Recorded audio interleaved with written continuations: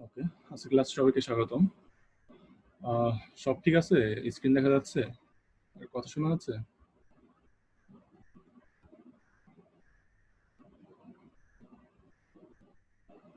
ওকে, ধন্যবাদ। আহ, ওকে, আমাদের সময় হয়ে গেছে, আমরা শুরু করে দিই।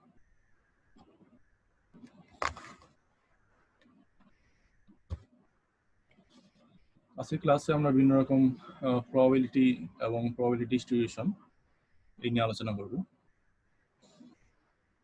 ওকে, এখন আমরা দেখবো যে কিভাবে আমরা র্যান্ডমলি স্যাম্পল তৈরি করতে পারি আর এর মধ্যে, অর্থাৎ কোনো একটা এক্সপেরিমেন্ট আমি আর এর মধ্যে সিমুলেশন করতে পারি। সাপোজ আমাদের আইটেম এই ভেক্টরের মধ্যে কিছু কালারের বল রাখা আছে। সাপোজ আইটেমের মধ্যে 5টা ভিন্ন ভিন্ন কালারের বল রাখা আছে, red, green, yellow, black, orange. তো আইটেমের মধ্যে আমি 5টা কালার রাখলাম। এরপরে এখন আমি যদি চুজ ফাংশন ইউজ করি, চুজ 5,3, এটা মূলত কম্বিনেশন বের করে। অর্থাৎ আমি যদি 5টা আইটেম থেকে 3টা আইটেম সিলেক্ট করি, তাহলে কত উপায়ে আমি এটা সিলেক্ট করতে পারবো। অর্থাৎ 5টা আইটেম থেকে 3টা আইটেম সিলেক্ট করার যত রকম উপায় আছে তার সংখ্যাটা এই চুজ ফাংশনের মাধ্যমে বের করতে পারবো। তো এটা যদি লিখি তাহলে দেখুন এখানে আসছে হলো 10। অর্থাৎ আমি 5টা আইটেম থেকে 3টা আইটেম 10 উপায় বাছাই করতে পারি। এখন আমি যদি জানতে চাই যে আমাদের এখানে আইটেমের মধ্যে যে 5টা আইটেম ছিল, এই 5টা আইটেম থেকে আমি যদি র্যান্ডমলি 3টা করে আইটেম যদি আমি আলাদা করি, তাহলে কত রকম উপায় আলাদা বা কতগুলো স্যাম্পল এখান থেকে আসবে। অর্থাৎ আমার টোটাল যে স্যাম্পল স্পেসটা সেটা আমি জানতে চাচ্ছি। তো এই ক্ষেত্রে কম্বিনেশন, সংক্ষেপে CUMBN, তো এই ফাংশন ইউজ করতে হবে কম্বিনেশন। এরপর আমি যে আইটেমগুলো থেকে বাছাই করব এবং প্রতিবারে আমি যতগুলো করে বাছাই করতে চাচ্ছি। তো এটা যদি এক্সিকিউট করি তাহলে দেখুন এখানে একটি লিস্ট চলে আসছে। তো প্রথমবার যখন বাছাই করলাম তখন আমার উঠেছিল রেড, গ্রিন, ইয়েলো। দ্বিতীয়বার যখন বাছাই করলাম তখন আমাদের রেড, গ্রিন, ব্ল্যাক। এভাবে আমাদের যে 10টা কম্বিনেশন সম্ভব 5টা থেকে 3টা আইটেম সিলেক্ট করা, তার পুরো স্যাম্পল স্পেসটা এখানে আমার চলে এসেছে। এর মাধ্যমে আমরা র্যান্ডমলি আইটেম সিলেক্ট করতে পারি। নির্দিষ্ট সংখ্যক আইটেম থেকে আমি র্যান্ডমলি কিছু আইটেম সিলেক্ট করতে পারি। ওকে, এরপরে আমি র্যান্ডম স্যাম্পল তৈরি করতে পারি। অর্থাৎ দেখুন এখানে এই ফাংশনের যে কাজটা করলো আমাকে পুরো স্যাম্পল স্পেসটা দিয়ে দিল। মানে হলো আমি যদি 3টা আইটেম সিলেক্ট করি তাহলে আমাদের যত রকম কম্বিনেশন সম্ভব তার প্রতিটা কম্বিনেশনের লিস্ট আমাকে দিয়ে দিল। কিন্তু আমি যদি চাই যে আমি পুরো কম্বিনেশন চাই না, অর্থাৎ আমার পুরো স্যাম্পল স্পেস দরকার নেই, আমার জাস্ট কয়েকটা স্যাম্পল স্পেস হলেই হবে। তো এই ক্ষেত্রে আমাকে স্যাম্পল ফাংশন ইউজ করতে হবে। তো স্যাম্পল ফাংশনে জাস্ট আমি যদি আইটেমগুলো দিয়ে দিই, আমাদের যে 5টা আইটেম ছিল, তো সেই 5টা আইটেম যদি দিয়ে দেই তাহলে সে যে কাজটা করে সেটা হলো জাস্ট 5টা আইটেমকে র্যান্ডমলি রিঅ্যারেঞ্জ করা। অর্থাৎ ধরুন একটা জারের মধ্যে 5টা কালারের বল আছে, তো আমি যদি এক এক করে বলগুলো উঠাই তাহলে আমার র্যান্ডমলি বলগুলো উঠবে। হয়তো প্রথমে গ্রিন উঠতে পারে, দ্বিতীয়বার তুললে ব্ল্যাক উঠতে পারে, তৃতীয়বার তুললে রেড উঠতে পারে। তো এইভাবে আমি 5টা বল আমি সেই জার থেকে তুলতে পারবো। তো এটাই মূলত এই স্যাম্পল আইটেম দ্বারা করা হয়। তো স্যাম্পল আইটেম যখন এক্সিকিউট করি তখন দেখুন যে র্যান্ডমলি সে জার থেকে 5টা বলকে তুলে নিল। সে দেখলো যে প্রথমবার তার ইউলো উঠেছে, এরপরে ব্ল্যাক উঠেছে, এরপরে গ্রিন উঠেছে, এরপরে অরেঞ্জ উঠেছে। আমি যদি এই ফাংশনটা আমি এক একবার ইউজ করি তাহলে এক এক সময় এক একটা রেজাল্ট দিবে। অর্থাৎ আমি যদি একই ঘটনা বারবার করি এক্সপেরিমেন্টে তাহলে এক এক সময় আমার এক এক রকম সিকোয়েন্সে রেজাল্ট আসবে। তো এখন আমি চাচ্ছি যে এই যে 5টা আইটেম আছে, এই 5টা আইটেম থেকে আমি 3টা আইটেমের একটি স্যাম্পল নিব। অর্থাৎ আমি জার থেকে পর পর 3টা বল তুলব। তবে এই ক্ষেত্রে আমি উইদাউট রিপ্লেসমেন্ট, অর্থাৎ প্রথম বল তোলার পরে সেটা আমি জারের মধ্যে ব্যাক না করেই পরের বলটা তুলব। এইভাবে করে আমি যদি 3টা বল তুলি জার থেকে তাহলে আমার স্যাম্পল স্পেসটা কেমন হতে পারে, তাহলে আমার স্যাম্পলটা কেমন হতে পারে, স্যাম্পল স্পেস হবে না, সরি। তাহলে দেখুন আমি যদি 3টা বল তুলি উইদাউট রিপ্লেসমেন্ট তাহলে আমার প্রথমবার রেড উঠেছে, এরপরে ব্ল্যাক উঠেছে, এরপরে অরেঞ্জ উঠেছে। আমি যদি একই কোড বারবার এক্সিকিউট করি তাহলে আমার এক এক সময় এক একটা রেজাল্ট দেখাবে। এখন দ্বিতীয়বার যদি এক্সিকিউট করি তাহলে আমার অন্য একটা সিকোয়েন্স দেখাচ্ছে। প্রথমবার ব্ল্যাক, এরপরে অরেঞ্জ, এরপরে রেড। আমি যদি আবার এক্সিকিউট করি তাহলে দেখুন আবার ভিন্ন একটা সিকোয়েন্স, অরেঞ্জ, রেড, গ্রিন। অর্থাৎ এই র্যান্ডমলি এখানে স্যাম্পল তৈরি করা যায় আর এর মধ্যে এই স্যাম্পল ফাংশনের মাধ্যমে। কিন্তু এখন আমি যদি চাই যে আমি উইথ রিপ্লেসমেন্ট আমি কাজটা করব, অর্থাৎ আমি 5টা বল থেকে 5টা কালারের বল থেকে 3টা বল আমি তুলবো এবং এক্ষেত্রে আমি রিপ্লেসমেন্ট করব। তো এই কারণে আমি রিপ্লেস ইজিক্যাল টু ট্রু দিয়ে দিয়েছি। তো এর মানে কি, আমি প্রথম বলটা তুলবো, সেই বলটা কি নোট করলাম, এরপর আমি সেই বলটাকে আবার জারের মধ্যে ফেরত দিব, এরপর আবার আমি একটা বল র্যান্ডমলি তুলবো, এরপর আবার সেটাকে ফেরত দিব, এরপর আবার আমি আরেকটা বল তুলবো, এইভাবে আমি 3টা বল তুলবো। তো এইভাবে করে যদি আমি কাজটা করি, এক্সপেরিমেন্টটা যদি করি, তাহলে আমার রেজাল্টটা এরকম র্যান্ডমলি রেজাল্ট আসবে। আমি যদি এটা কয়েকবার এক্সিকিউট করে দেখাই, সরি, তাহলে দেখুন আমার এক এক সময় এক একটা রেজাল্ট আসতেছে। তো এই ক্ষেত্রে যেহেতু আমি রিপ্লেস করতেছি, সেহেতু আমার এক এক রেজাল্ট বারবার এক কালার আমার 2বার পর পর আসতে পারে। ওকে, দেন এখন আমরা আরেকটা এক্সাম্পল দেখবো, ছক্কা নিক্ষেপের এক্সাম্পল।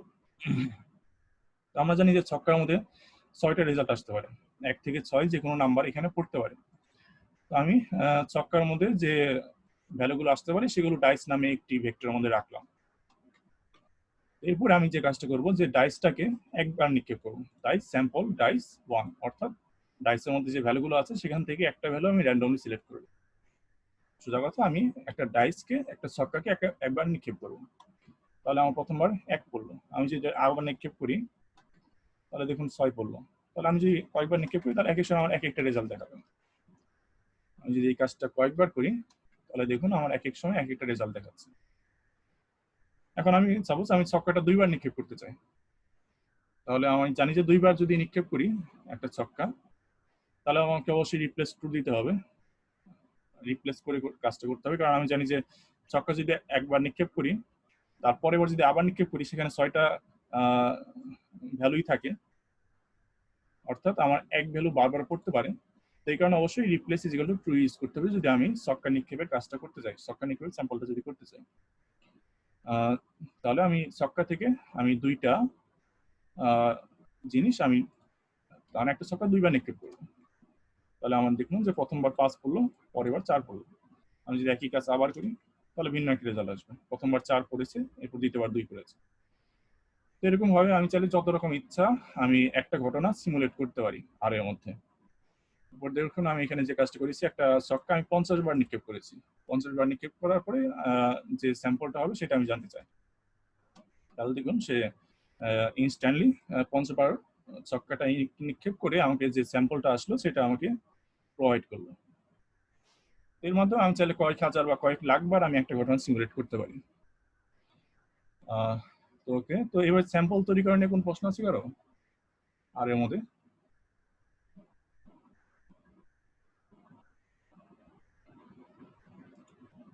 ওকে, এখন আমরা দেখবো যে কিভাবে আমরা প্রপোর্শন বা প্রবাবিলিটি ক্যালকুলেট করতে পারি। তো এর জন্য আমরা একটা এক্সাম্পল নিয়েছি, সেটা হলো একটা জারের মধ্যে আমাদের 3টা রেড বল আছে, 2টা ইয়েলো বল আছে এবং একটা গ্রিন বল আছে।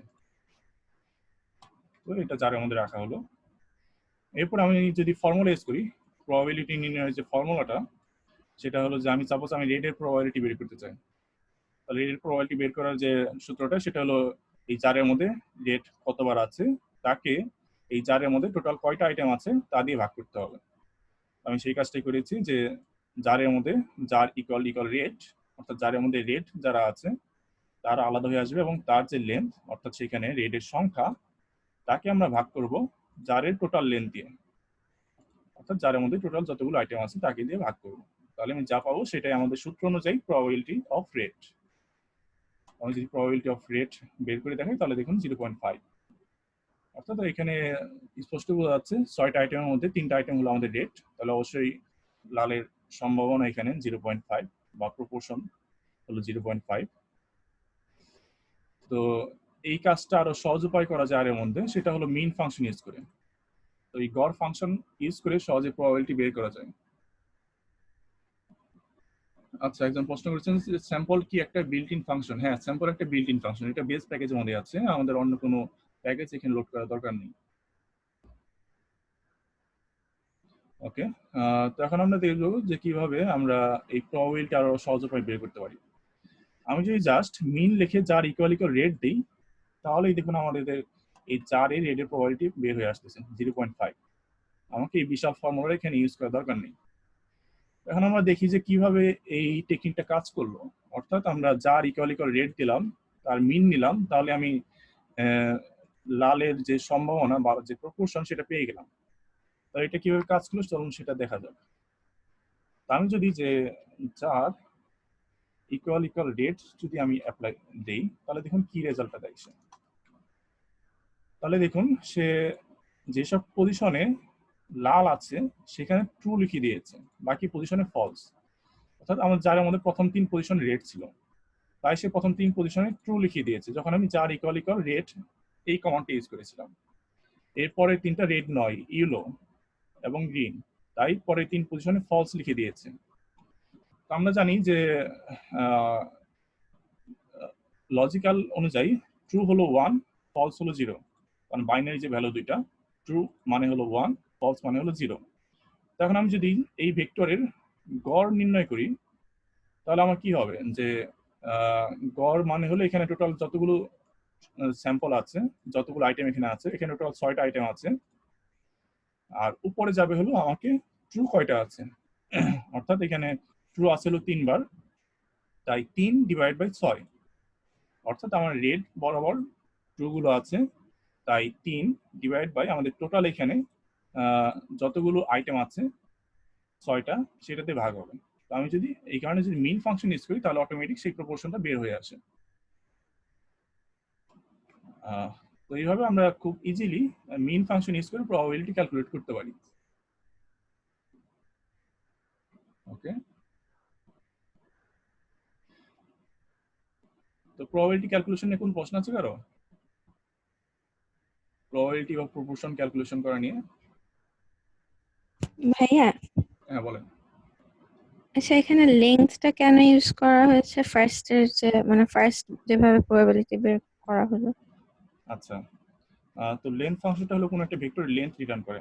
তো আমি যদি হ্যাঁ, যার আর ব্র্যাকেট যার ইকুয়াল ইকুয়াল রেট এটা যদি এক্সিকিউট করি, তাহলে দেখুন আমাকে জাস্ট যারের মধ্যে যে রেট ভ্যালুগুলো আছে সেগুলো আমাকে আলাদা করে একটি ভেক্টরে দেখাবে। আমি যদি জানতে চাই যে এই ভেক্টরে কতগুলো আইটেম আছে, সেটা যদি জানতে চাই, তাহলে আমাকে লেন্থ ফাংশন ইউজ করতে হবে। আগের ক্লাসে আমি আলোচনা করেছি লেন্থ ফাংশন কাজ হলো কোনো একটি ভেক্টরের আইটেম সংখ্যা সে বের করে দেয়।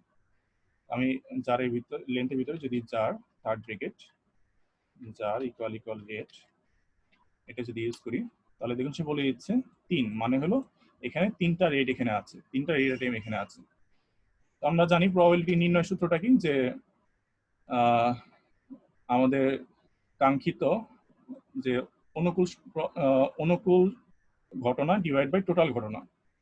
তো আমি যেহেতু রেডের প্রবাবিলিটি বের করতে চাচ্ছি, তাহলে আমাকে জানতে হবে এই যারের মধ্যে রেডের সংখ্যা, তাকে ভাগ করতে হবে যারের মধ্যে টোটাল যে সংখ্যাটা আছে সেটা দিয়ে। তাই আমি যারের মধ্যে রেড যতগুলো আছে সেই ভেক্টরের লেন্থটা বের করেছি, অর্থাৎ যারের মধ্যে রেড যতগুলো আছে তার সংখ্যা, তাকে ভাগ করেছি যারের টোটাল লেন্থ দিয়ে।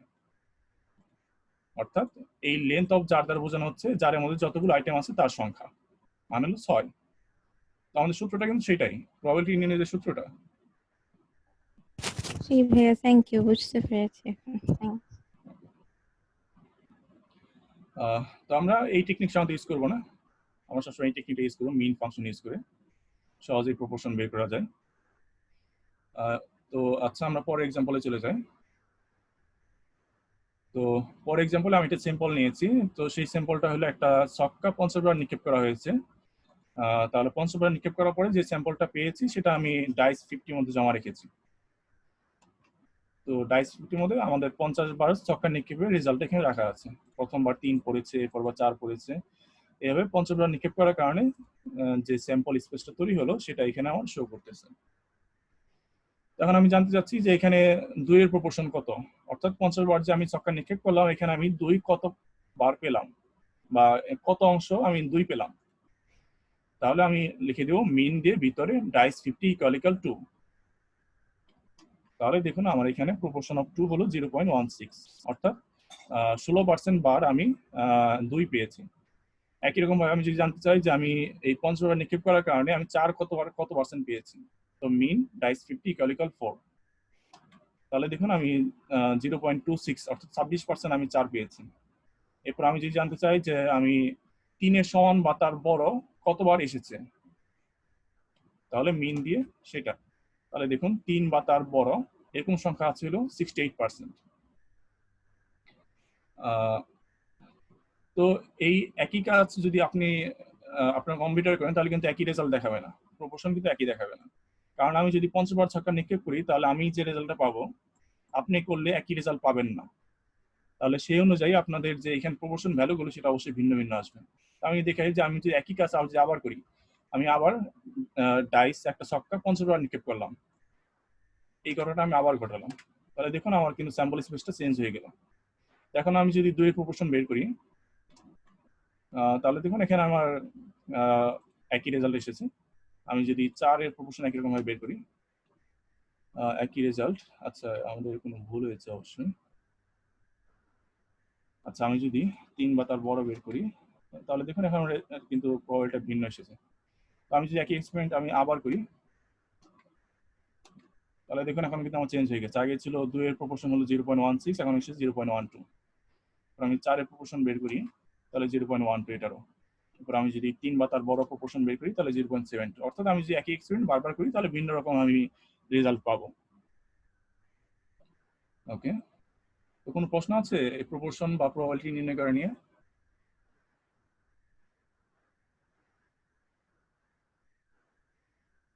ওকে, তাহলে আমরা এখন পরের একটা এক্সাম্পলে যাই। এখন আমরা কয়েন নিক্ষেপ করব। তো আমরা জানি যে কয়েন নিক্ষেপ করলে দুইটা রেজাল্ট আসতে পারে, হেড অথবা টেল। তাই আমি হেড টেল আমি কয়েন নামে একটি ভেক্টরে জমা করলাম প্রথমে। এরপর আমি এই কয়েনটাকে আমি 10 বার নিক্ষেপ করব এবং এই ক্ষেত্রে অবশ্যই রিপ্লেস 2 রাখতে হবে। তো আমার 10 বার নিক্ষেপ করলে যে স্যাম্পলটা সেটা আমার চলে আসলো। প্রথমবার টেল উঠেছে, পরেরবার টেল উঠেছে, পর হেড উঠেছে। তো এইভাবে আমরা 10 বার নিক্ষেপ করলে যে স্যাম্পলটা হবে সেটা। আমি যদি এক্সপেরিমেন্ট বারবার করি তাহলে আমি বারবার একই রকম কারণ ভিন্ন ভিন্ন রেজাল্ট পাবো, ভিন্ন ভিন্ন স্যাম্পল আমি পাবো।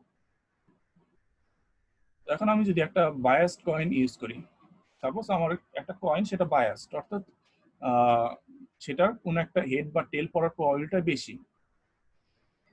তো আমি যদি বায়াসড কয়েনটাও আমি এই আর এর মাধ্যমে সিমুলেট করতে পারি। সাপোজ আমার যে কয়েনটা সেটার মধ্যে হেড পড়ার প্রবাবিলিটি হলো 70% এবং টেল পড়ার প্রবাবিলিটি হলো 30%। দেখুন আমাদের কয়েনে প্রথমে রাখা আছে হেড, এরপরে রাখা আছে টেল। তো আমি জানি যে আমার কয়েনটা একটু বায়াস করা, তো যে কারণে আমার এখানে 70% টাইম হেড পড়বে এবং 30% টাইম টেল পড়বে। তো আমি এই প্যারামিটারটাও আমি একটা এক্সপেরিমেন্ট করার সময় উল্লেখ করে দিতে পারি। সেটার জন্য বাড়তি আমাকে প্রবাবিলিটি এই প্যারামিটার ইউজ করতে হবে। তো প্রবাবিলিটি দিয়ে ভেক্টরের মধ্যে যদি আমি প্রবাবিলিটিগুলো দিয়ে দেই তাহলে আমাদের কাজটা হয়ে যাবে। অর্থাৎ 0.7, তো কয়েনের প্রথম এলিমেন্ট ছিল হেড, অর্থাৎ এখানে আমার হেডের প্রবাবিলিটি হলো 0.7 এবং টেইল তার প্রবাবিলিটি হলো 0.3। আমি যদি এইভাবে একটা কয়েন নিয়ে যদি বারবার নিক্ষেপ করি, আমি যদি 10 বার নিক্ষেপ করি তাহলে অবশ্যই বোঝা যাচ্ছে যে আমার এখানে যেহেতু হেডের দিকে একটু বায়াস করা, তাহলে আমাদের হেড একটু বেশি বার আসবে। তাহলে দেখুন আমি 10 বার নিক্ষেপ করার কারণে এখানে স্যাম্পল স্পেসে হেডের পরিমাণটা বেশি এসেছে। ওইখানে টেল 3 বার, হেড এসেছে হলো 7 বার। আমি যদি একই স্যাম্পল যদি আবার নিক্ষেপ করি তাহলে দেখুন আমি ভিন্ন একটা রেজাল্ট পাবো। এখন আমি টেল 2 বার পেয়েছি, বাকি সববার হেড পেয়েছি। যেহেতু এটা হেডের দিকে বায়াস করে তাহলে আমাদের বুঝতেই পারতেছি সেখানে আমাদের হেড বেশি বার আসবে। এইভাবে আমরা যে কোনো একটা বায়াসড ঘটনাও আমি আর এর মধ্যে সিমুলেট করতে পারি। ওকে, তো এখন আমরা মন্টি কার্লো সিমুলেশন কিভাবে করতে হয় সেটা আমরা দেখব। আমরা জানি যে কোন প্র্যাকটিক্যাল ঘটনাকে আমাদের কম্পিউটার দিয়ে সিমুলেট করতে গেলে আমাদের মন্টি কার্লো সিমুলেশন ইউজ করতে হয়। তো মন্টি কার্লো সিমুলেশন তো আমরা এখানে যে করেছি একই কাজ, যে 10টা কয়েন থেকে একটা কয়েনকে 10 বার নিক্ষেপ করেছি, তাহলে আমার একটা স্যাম্পল স্পেস হলো। আমি যদি চাই যে এই এক্সপেরিমেন্টটা, অর্থাৎ একটা কয়েন 10 বার নিক্ষেপের এক্সপেরিমেন্ট আমি 100 বার করতে চাই, অর্থাৎ আমার পয়েন্টটা ধরতে পেরেছেন যে আমি চাচ্ছি যে একটা কয়েন 10 বার নিক্ষেপ করার যে ঘটনাটা, এই ঘটনাটা আমি 100 বার করতে চাই। তাহলে আমার যে স্যাম্পল স্পেসটা হবে সেটা আমি কেমন হবে সেটা জানতে চাই। তাহলে এর জন্য আমাকে যে ফাংশনটা ইউজ করতে হবে সেটা হলো রেপ্লিকেট ফাংশন। তো রেপ্লিকেট ফাংশন যে কাজটা করে সেটা হলো একটা কোডকে সে বারবার রেপ্লিকেট করে। রেপ্লিকেট ফাংশন লেখার যে নিয়মটা, প্রথমে আমাকে বলে দিতে হবে সেই কোডটা কতবার রেপ্লিকেট করতে হবে। আমি এখানে বলে দিয়েছি যে আমার একটা কোড 100 বার রেপ্লিকেট করতে হবে। এরপরে আমি সেকেন্ড ব্র্যাকেটের ভিতর বলে দিয়েছি সেই কোডটা, যে কোডটা আমার 100 বার রেপ্লিকেট করতে হবে। তো এখানে হলো যে স্যাম্পল একটা কয়েন 10 বার নিক্ষেপ করার যে ঘটনাটা, যে এক্সপেরিমেন্টটা, সেই এক্সপেরিমেন্ট আমি 100 বার রেপ্লিকেট করব। তো দেখুন আমার 100 বার রিপিট করলে যে স্যাম্পল স্পেসটা সেটা আমার চলে আসলো। তো আমি যখন প্রথমবার নিক্ষেপ করেছিলাম তখন আমার এই 10টা রেজাল্ট পেয়েছিলাম। এরপর দ্বিতীয়বার যখন সেই এক্সপেরিমেন্টটা করলাম তাহলে তখন আমি এই 10টা রেজাল্ট আমি পেয়েছিলাম। এভাবে আমি 100 বার যদি এই এক্সপেরিমেন্টটা করি তাহলে আমি যে রেজাল্টটা পাবো সেটা এখানে অটোমেটিক সিমুলেট হয়ে গেল। তো এইভাবে আমরা মন্টি কার্লো সিমুলেশন আর এর মধ্যে তৈরি করতে পারি। তো আরেকটা এক্সাম্পল দেওয়া যাক যে আমি এখানে যে কাজটা করেছি যে আমি একটা এক্সপেরিমেন্ট 1000 বার রেপ্লিকেট করেছি এবং সেই এক্সপেরিমেন্টটা কি সেটা হলো আমি একটা কয়েন 10 বার নিক্ষেপ করেছি। 10 বার নিক্ষেপ করার পরে যে রেজাল্টটা সেটা আমি 10 টস নামে একটি ভেক্টরে জমা রেখেছি এবং সেই 10 টস ভেক্টরে হেড কতবার আছে, অর্থাৎ হেডের যে প্রপোর্শনটা সেটা আমি বের করেছি। সেই প্রপোর্শনটা এখন এই প্রপোর্শন হেডের মধ্যে জমা হবে। তো এই কাজটা আমার 1000 বার করা হবে। অর্থাৎ আমি 10 বার কয়েন নিক্ষেপ করলাম, সেখান থেকে আমি হেড কত বার পেলাম বা হেডের যে প্রপোর্শনটা সেটা আমি নির্ণয় করলাম। সেটা নির্ণয় করার পর প্রপোর্শন হেডের মধ্যে জমা রাখলাম। এরপর আবার আমি একই কাজ করলাম, আবার কয়েনটা আমি 10 বার নিক্ষেপ করলাম। এরপর সেখানে হেডের যে প্রপোর্শনটা সেটা আমি বের করলাম, সেটা আবার আমি প্রপোর্শন অফ হেডের মধ্যে জমা করলাম। এভাবে আমি এই এক্সপেরিমেন্টটা আমি 1000 বার করব। 1000 করার পরে যে রেজাল্টটা সেটা প্রপোর্শন হেডের মধ্যে জমা হবে। এখন আমি যদি প্রপোর্শন হেড এই ভেক্টরটা যদি ওপেন করি তাহলে দেখুন এখানে 1000 বার যে নিক্ষেপ করলাম তার প্রতিবারের হেডের প্রপোর্শনটা চলে এসেছে। প্রথমবার এক্সপেরিমেন্টটা করার পরে আমার 60% বার হেড করেছিল, এরপর 30% বার হেড করেছিল, এরপর 60% বার হেড করেছিল। তবে র্যান্ডমলি আমার এই রেজাল্টটা চলে এসেছে। দেখুন অনেকবার আমাদের মাত্র 20% বারও হেড এসেছে। তো এইভাবে আমরা একটা এক্সপেরিমেন্ট সিমুলেট করলাম। তো এখন আমরা চাইলে সেই প্রপোর্শন হেডের যে স্যাম্পলগুলো তাদের মিন বের করতে পারি। অর্থাৎ আমাদের এখানে যে হেডের গড় মানের যে স্যাম্পলটা, এই গড়ের স্যাম্পলে গড় বের করব আমরা এখন। তো আমরা জানি যে সেন্ট্রাল লিমিট থিওরেম অনুযায়ী যে যেহেতু আমরা গড় স্যাম্পলের যে মিনটা হবে সেই মিনটা হবে অবশ্যই আমার যে পপুলেশন মিন তার সমান। তো আমাদের পপুলেশন ছিল একটা কয়েন, তো আমাদের কয়েনে হেড পড়ার প্রবাবিলিটি, আনবায়াসড কয়েনে হেড পড়ার প্রবাবিলিটি হলো 50%। তো আমি যদি একটা 10টা ট্রায়াল নিয়ে যদি একটা এক্সপেরিমেন্ট তৈরি করি, সেই এক্সপেরিমেন্ট যদি আমি 1000 বার সিমুলেট করি তাহলে সেখান থেকে আমি যে হেডের যে প্রপোর্শনগুলো পাবো সেই প্রপোর্শনগুলো গড় নিলে তাহলে অবশ্যই আমার 5 এর কাছাকাছি হবে, 0.5 এর কাছাকাছি হবে। এটা হলো সেন্ট্রাল লিমিট থিওরি অনুযায়ী। এটা যদি করে দেখি তাহলে দেখুন আমাদের রেজাল্টটা 0.5 এর কাছাকাছি, 0.497, প্রায় 0.5। এইভাবে আমরা যে কোনো একটা এক্সপেরিমেন্টকে আর এর মধ্যে সিমুলেট করতে পারি এবং সেটা নিয়ে আমি পর্যবেক্ষণ করতে পারি বিভিন্ন রকম রেজাল্ট। ওকে, তো এই সিমুলেশন নিয়ে কোন প্রশ্ন আছে কারো, মন্টি কার্লো সিমুলেশন তৈরি করা নিয়ে?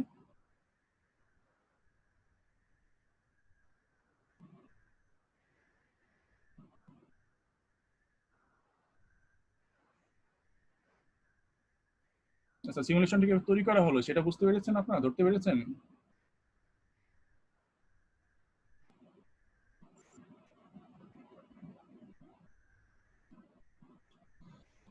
ওকে, আচ্ছা কমেন্ট আপনাদের রেসপন্স গুলো জানান, আপনি যদি বুঝতে সমস্যা হয় তাহলে আবার আমি বলবো। আচ্ছা, তো শারিয়ার রায়হান, তো আপনি আবার রিপিট করতে বলেছেন, আচ্ছা আমি আবার একটু রিপিট করে দেখাই। তো এখানে আমাদের দুইটা ফাংশন ইউজ করতে হবে। তো আমরা অলরেডি আলোচনা করেছি স্যাম্পল ফাংশন দ্বারা যে কাজটা করা হয় সেটা হলো যে একটা কয়েন 10 বার নিক্ষেপ করলে যে স্যাম্পলটা হবে সেটা আমি স্যাম্পল ফাংশনের মাধ্যমে তৈরি করতে পারি। এরপরে রেপ্লিকেট ফাংশন যে কাজটা করে সেটা হলো সে কোনো একটা কোডকে সে 100 বার বা আমি যতবার বলে দিব ততবার রেপ্লিকেট করবে। অর্থাৎ আমি এখানে 10টা স্যাম্পল তৈরি করার যে ঘটনাটা, যে এক্সপেরিমেন্টটা, দেখুন এই এক্সপেরিমেন্ট ছিল আমার একটা কয়েন 10 বার নিক্ষেপ করা, এইটা হলো আমাদের এক্সপেরিমেন্ট। একটা কয়েন যদি 10 বার নিক্ষেপ করি তাহলে আমি এক একবার এক একটা রেজাল্ট পাবো। এভাবে আমি যদি বারবার এইটা টাইপ করি তাহলে কিন্তু অনেক কষ্টকর হয়ে যায় কাজটা। তো এই কাজটা আর এর মধ্যে আমি সহজে করতে পারি রেপ্লিকেট ফাংশন ইউজ করে।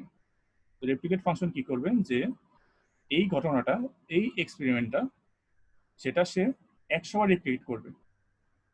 100 বার রেপ্লিকেট করলে যে রেজাল্টটা হবে সেটা আমাকে সে শো করবে। তাহলে আমার এই রেজাল্টটা আসলো।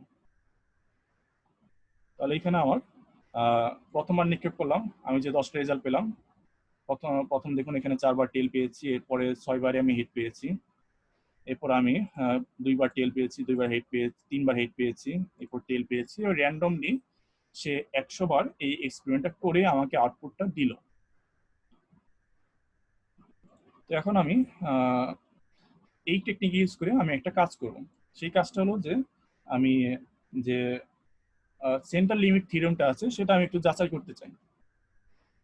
তো সেন্ট্রাল লিমিট থিওরেম যা বলে সেটা হলো যে আমি যদি কোনো একটা পপুলেশন থেকে যদি আমি স্যাম্পল নেই এবং সেই স্যাম্পলে যদি একটা গড় নির্ণয় করি, কোনো একটা আমাদের কাঙ্ক্ষিত ভ্যারিয়েবলে যদি আমি গড় নির্ণয় করি, তাহলে সেই গড়ের গড় নিয়ে যে স্যাম্পলটা হবে সেই স্যাম্পলটা যদি আমি কয়েকবার নির্ণয় করি, অর্থাৎ আমি সেই এক্সপেরিমেন্টটা যদি কয়েকবার আমি রিপিট করি এবং প্রতিবারই যদি তার গড় নির্ণয় করি, তাহলে আমি যে স্যাম্পলটা পাবো সেই স্যাম্পলের গড়টা হবে আমার আগের যে পপুলেশনটা, অর্থাৎ হেড টেইল, সেই পপুলেশনের গড়ের সমান বা সেই পপুলেশনের প্রপোর্শনের সমান।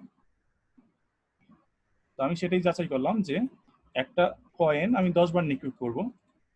তো 10 বার নিক্ষেপ করার কারণে আমার যে রেজাল্ট আসবে সেটা 10 টসের মধ্যে জমা রাখবো এবং সেই 10 টসে হেড পড়ার যে প্রপোর্শনটা সেটা আমি বের করব।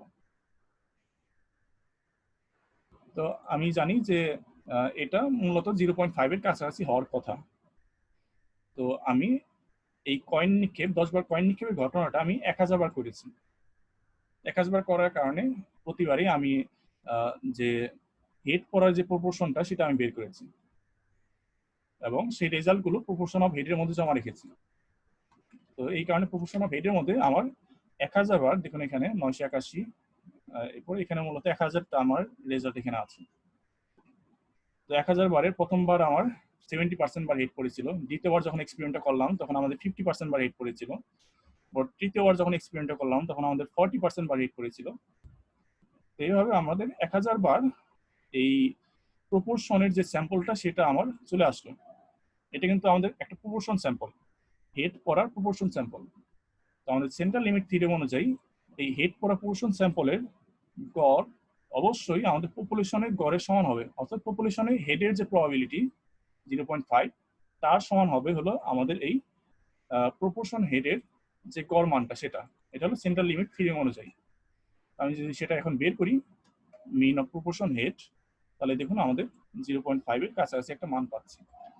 অর্থাৎ এখান থেকে আমি এই কনক্লুশন আসতে পারি যে আমি এই এক্সপেরিমেন্টে যে পয়েন্টটা ইউজ করেছি সেটা ছিল আনবায়াসড, যে কারণে আমাদের হেড পড়া প্রপোর্শনটা 0.5 এর কাছাকাছি এসেছে। ওকে, এখনো যদি কারো বুঝতে অসুবিধা থাকে তাহলে আমি যে সাজেশনটা দেবো সেটা হলো অবশ্যই সেন্ট্রাল লিমিট থিওরেমটা একটু রিভিউ করবেন, তাহলে আমার এই উদাহরণটা বুঝতে আরো সুবিধা হবে। ওকে, আচ্ছা আর কারো কোনো প্রশ্ন আছে এই রিলেটেড, এই সিমুলেশন তৈরি করা নিয়ে?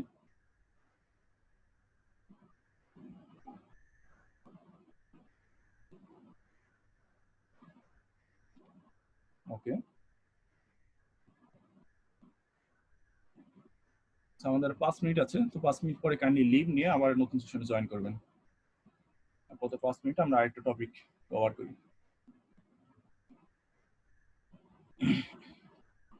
এখন আমরা দেখবো যে কিভাবে বিভিন্ন ডিস্ট্রিবিউশন নিয়ে কাজ করবো এখন আমরা। তো আমাদের বিভিন্ন ডিসক্রিট ডিস্ট্রিবিউশন, বিভিন্ন কন্টিনিউয়াস ডিস্ট্রিবিউশন আছে। তো আমাদের সেই ডিস্ট্রিবিউশন নিয়ে আমরা এখন আলোচনা করব। তো প্রথমে আমরা একটা ডিস্ট্রিবিউশন থেকে কিছু র্যান্ডম নাম্বার তো বের করব। তো ডিস্ট্রিবিউশন নিয়ে আসলে অনেকগুলো ডিস্ট্রিবিউশন হয়, তো সবগুলো ডিস্ট্রিবিউশন নিয়ে আলোচনা করা আসলে সম্ভব না। তো আমরা জাস্ট কমন কিছু ডিস্ট্রিবিউশন নিয়ে আলোচনা করব, এবং প্রতি ক্ষেত্রে আর এর ক্ষেত্রে নিয়ম একই, সেম, একদম সেম। প্রতি ডিস্ট্রিবিউশন ইউজ করার ক্ষেত্রে নিয়ম একদম সেম। তো যে কারণে কয়েকটা দেখলে আপনার মোটামুটি ধারণা হয়ে যাবে যে বাকি ডিস্ট্রিবিউশনগুলো কিভাবে আমি ইউজ করতে পারবো। তো আপনি যদি প্রতিটি ডিস্ট্রিবিউশন সম্পর্কে বিস্তারিত জানতে চান, তাহলে আমি দুইটা লিঙ্ক এখানে দিয়ে দিয়েছি। এই দুইটা লিঙ্কে গেলে আপনি ডিস্ট্রিবিউশন সম্পর্কে বিস্তারিত পাবেন। আমি সেই লিঙ্ক দুইটা একটু দেখাই। তো প্রথম যে লিঙ্কটা, সেখানে আর এর প্রবাবিলিটি ডিস্ট্রিবিউশন নিয়ে আলোচনা করা আছে। তো আর এর যে ফাংশনগুলো আছে প্রবাবিলিটি ডিস্ট্রিবিউশনের, সেইটার 4টা টাইপ হতে পারে, পি, কিউ, ডি এবং আর। তো পি দ্বারা বোঝানো হয় প্রবাবিলিটি ডিস্ট্রিবিউশন, যাকে আমরা সাধারণত বলে থাকি কিউমুলেটিভ ডিস্ট্রিবিউশন ফাংশন, সিডিএফ। এরপরে কিউ দ্বারা হলো কোয়ান্টাইল ফাংশন, অর্থাৎ ইনভার্স সিডিএফ। অর্থাৎ মানে হলো যে কোনো একটা ডাটার যদি আমি 25% কোয়ান্টাইল ভ্যালু হলো কত সেটা জানতে চাই, তার জন্য আমাকে কিউ ইউজ করতে হবে। এরপর আমি যদি ম্যাথ ফাংশন বা ডেনসিটি ফাংশন যদি বের করতে চাই, তাহলে আমার ডি ইউজ করতে হবে। এটা হলো ডেনসিটি ফাংশনকে নির্দেশ করে। এটা হতে পারে আপনার ম্যাথ ডেনসিটি অথবা আপনার কন্টিনিউয়াস ভেরিয়েবলের যে ডেনসিটি। এরপরে আর, এটা দ্বারা সাধারণত নির্দেশ করা হয় র্যান্ডম, অর্থাৎ কোনো একটা নির্দিষ্ট ডিস্ট্রিবিউশন থেকে আমি র্যান্ডম কিছু স্যাম্পল আমি তৈরি করব, র্যান্ডম কিছু নাম্বার আমি সেখান থেকে বের করব। তার জন্য আমাকে এই আর, এই লেখাটা ইউজ করতে হবে। অর্থাৎ আমাদের প্রতিটা ডিস্ট্রিবিউশন, মনে রাখবেন যে আমাদের যতগুলো ডিস্ট্রিবিউশন আছে, বাইনোমিয়াল ডিস্ট্রিবিউশন, এরপরে gamma distribution, geometric distribution, normal distribution, যত রকম ডিস্ট্রিবিউশন আছে, প্রতিটা ডিস্ট্রিবিউশনের এই 4 রকম টাইপ হতে পারে।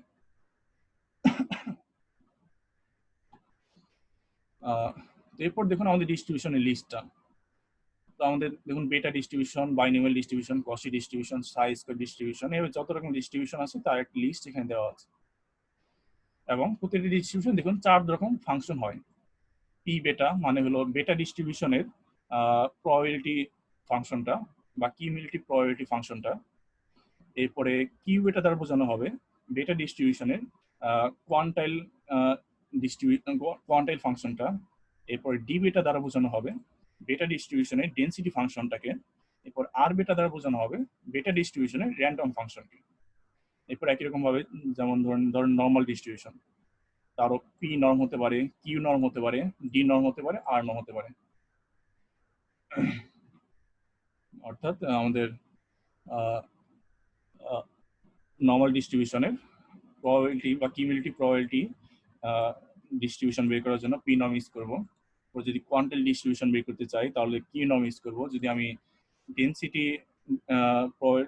ডিস্ট্রিবিউশন বের করতে চাই তাহলে ডি নর্ম বের করবো। যদি আমি র্যান্ডমলি কিছু স্যাম্পল সেই ডিস্ট্রিবিউশন থেকে বের করতে চাই তাহলে আমাকে আর নর্ম ইউজ করতে হবে।